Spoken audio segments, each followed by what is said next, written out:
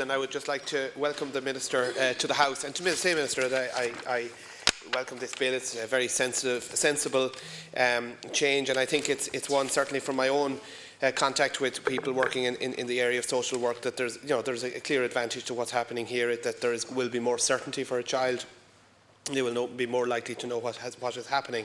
And the idea of an 8-day period would suggest to me that it would seem like more of a stopgap, and it could potentially be unsettling.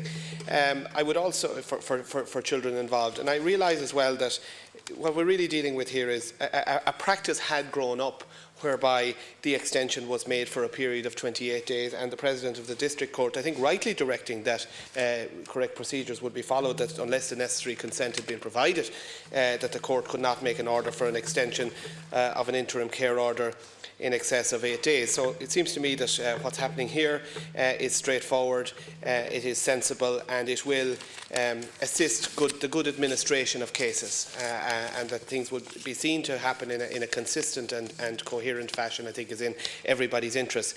But I take this opportunity, I suppose, Minister, just to reflect, to express a concern, which I think everybody shares, about just the extent of challenges facing us as a society in relation to child protection. I came across only lately, in the last couple of days, in the Roscommon Herald, startling figures really, and it's true for Roscommon, it's true for other areas.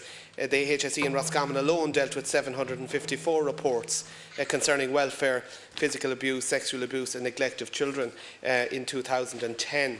It is interesting to note that the percentage of welfare reports that related to children was 67% in Roscommon, higher than the national average of 56%. These kind of figures can seem like just figures, but underlying them is a very distressing reality.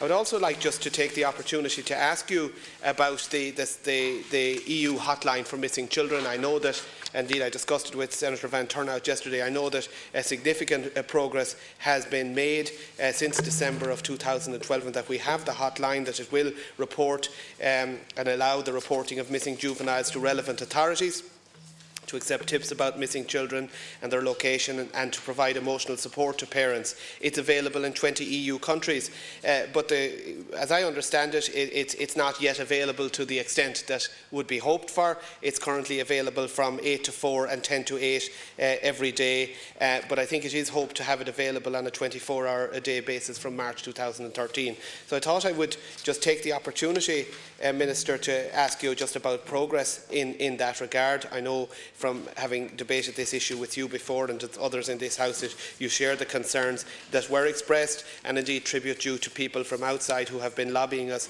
on this issue from time to time. So I'd like to take this opportunity just to ask you about that as well, Minister, because I think it is crucial that everything necessary be done to ensure the safety and welfare of children, that support does need to be on a pretty constant basis, more than 18 hours a day. It would need to be clearly visible to people that support, that hotline is there and fully operational. So thank you. Senator Hayden.